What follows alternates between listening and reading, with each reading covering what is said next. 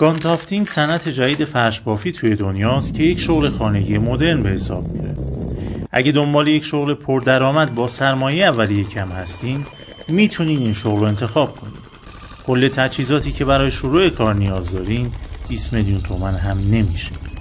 میتونین در عرض یک روز 2 تا 3 عدد فرش ببافین و از فروش هر فرش حداقل 1 میلیون تومان سود کسب کنین.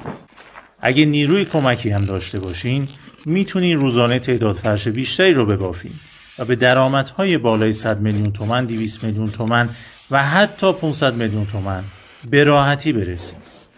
این فرش ها به خاطر بافت واقعی که دارن و در هر طرح و رنگی قابل سفارش هستن، نسبت به فرش های چاپی محبوبیت خیلی بیشتری دارن و در واقع بازار تشنه این فرش هاست.